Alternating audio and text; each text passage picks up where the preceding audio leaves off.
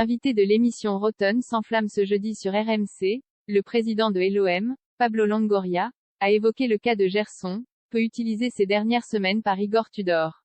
C'est une preuve évidente de son déclassement. Lors du classique perdu face au PSG, 1-0, dimanche soir en clôture de la 11e journée de Ligue 1, comme lors de la victoire au Sporting Lisbonne, 2-0, 4 jours plus tôt en Ligue des Champions, Gerson est resté sur le banc.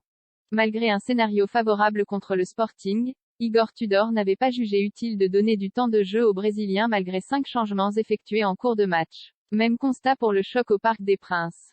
Il doit retrouver sa place après une première saison à Marseille qu'il avait vu monter en puissance, et finir en grande forme sous les ordres de Jorge Sampaoli, 11 buts et 10 passes décisives en 48 matchs toutes compétitions confondues. L'ancien joueur de Flamengo n'affiche plus du tout le même rendement cette saison.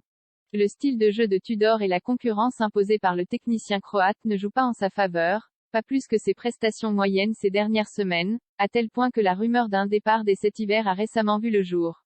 Invité de l'émission Rotten s'enflamme ce jeudi sur RMC, Pablo Longoria a accepté de faire le point sur la situation de son milieu de terrain. Il doit retrouver sa place dans l'équipe, ça passe par le travail au quotidien. On se rappelle qu'il a connu une période similaire la saison dernière. Avec son travail quotidien et sa mentalité positive, il est devenu un des meilleurs joueurs de Ligue 1 en fin de saison dernière. C'est dans les moments difficiles que tu vois les vrais professionnels. Il a des qualités techniques extraordinaires, il a la capacité de jouer dans cette équipe. On croit beaucoup en lui et on croit qu'il va changer sa situation avec son travail, a expliqué le président marseillais. Comme Dimitri Payet et d'autres éléments en manque de temps de jeu, Gerson espère sans doute avoir sa chance samedi pour la réception du RC Lens, 21h, au Vélodrome.